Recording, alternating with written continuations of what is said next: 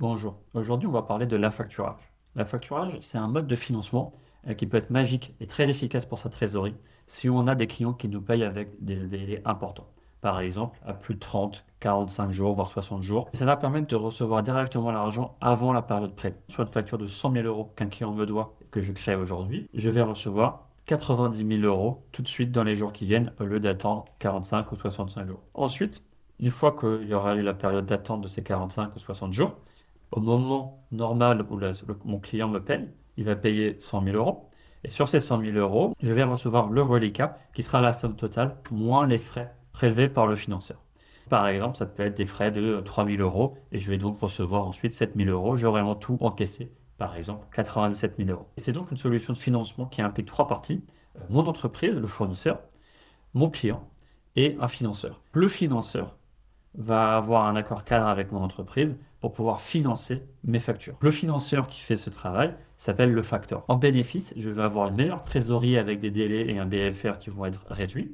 Et en inconvénient, je vais avoir des frais de gestion.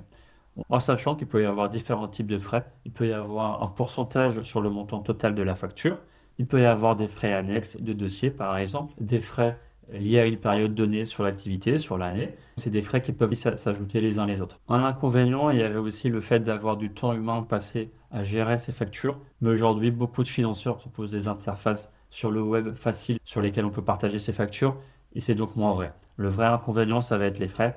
Et l'avantage, ça va être le bénéfice pour la trésorerie, la réduction des délais. Comment déterminer si la facturage est une bonne idée pour son entreprise? Ça va être principalement en étudiant ses clients et son type de prestation et de facture. Parce que la facturage n'est pas possible pour toutes les sociétés. Pour vérifier mon éligibilité, je vais vérifier d'abord mon fonctionnement en tant qu'entreprise et ma façon de facturer.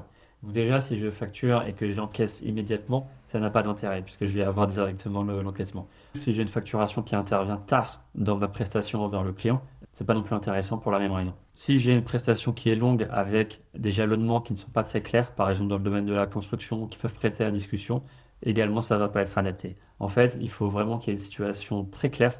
On ne se pose pas de questions sur la réalisation de la prestation et sa qualité. À partir du moment où j'ai des clients qui me payent sur des délais importants, à plus de 30 jours par exemple, où j'ai une capacité claire et établie à créer des factures et à réaliser ma prestation avec peu de contestation avec les clients, là, ça commence à être possible.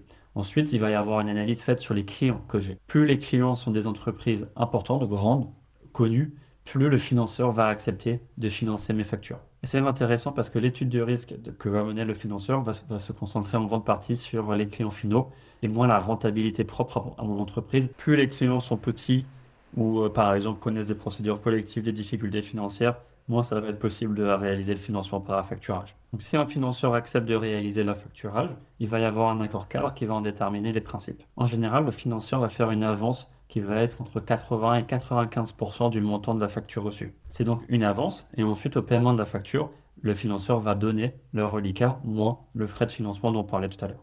En frais, on peut avoir une commission de financement qui en général se calcule par rapport à un indice de référence, par exemple le RIBOR, avec un surplus de 1 à 4 points. L'Euribor, c'est le taux interbancaire offert en euros qui est fixé par la Fédération bancaire de l'Union européenne et qui comporte plusieurs indices en fonction de la durée. En général, pour la facturage, c'est l'Euribor 3 mois qui est utilisé. Par exemple, si on a un Euribor 3 mois à 1% et que dans le contrat de facturage en commission de financement, il y a une indication de Euribor plus 2%, je vais donc avoir 1% plus 2%, 3% du montant total financé qui va être prélevé en commission de gestion. On voit que c'est intéressant de bien négocier dès le début les conditions et les frais pour qu'ils restent pérennes dans la vie de l'entreprise. Concrètement, il y a trois manières différentes de mettre la facturage en place qui correspondent à trois manières de traiter la relation avec le client. Il va y avoir en premier lieu la facturage classique, dans lequel c'est le financeur qui va assurer l'encaissement final de la part du client et le client va être au courant que la facture est cédée et qu'il y a un facteur, un financeur qui a assuré le facturage. C'est donc le financeur qui assure la gestion du recouvrement, la relance s'il y a des impayés, etc. La deuxième façon de travailler, c'est la facturage confidentiel. Le client n'est pas au courant qu'il y a un dispositif d'affacturage qui est en cours et il paye directement l'entreprise fournisseur. Le financeur n'intervient pas dans la gestion des relances ou des impayés. Enfin, il y a un modèle mixte appelé notifié non géré, dans lequel le client est au courant qu'il y a un processus d'affacturage mis en place. C'est l'entreprise fournisseur qui est en charge d'avoir le recouvrement des clients, ce n'est pas le financeur. On peut choisir le meilleur fonctionnement en fonction de la relation qu'on veut avoir avec ses clients, si on veut qu'on assure soi-même ou non la relation avec eux pour le recouvrement des créances. En sachant qu'on peut aussi ajouter des assurances contre les impayés, et donc avoir à la fois de l'affacturage et une assurance impayée.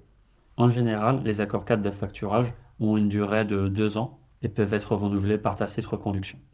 En général, le facteur va donner un accès à l'entreprise fournisseur pour lui permettre de déposer les factures et toutes les pièces justificatives. Parce qu'il n'y a pas uniquement les factures elles-mêmes, il y a aussi d'autres pièces qui peuvent concerner l'entreprise cliente pour rassurer sur sa capacité à honorer ses dettes et sur la prestation qui a été réalisée.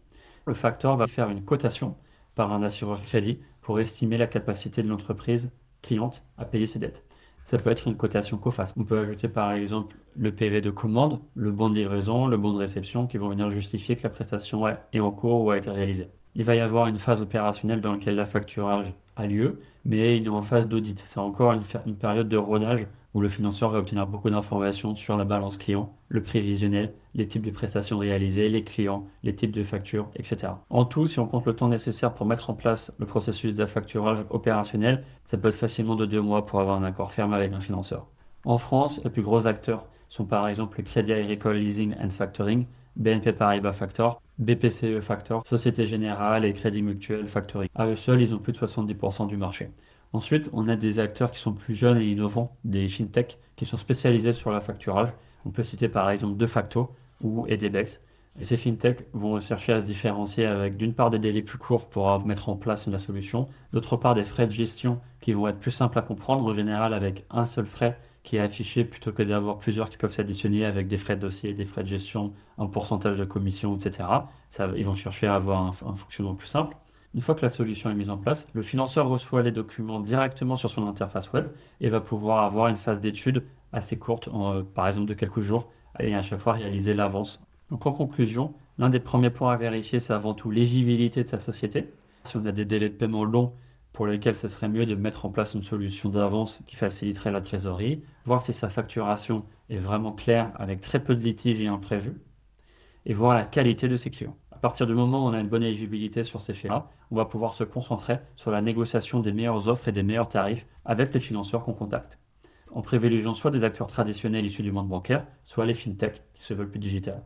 Chez Collaboration Capital, on travaille au financement des entreprises et l'affacturage est un des leviers qui peut être disponible pour une société. On peut discuter du projet pour identifier les facteurs qui sont adaptés et recevoir la meilleure offre du marché en faisant en sorte que les frais de fonctionnement ne soient pas rédhibitoires par rapport au bénéfice qui est d'avoir l'avance de trésor. Merci.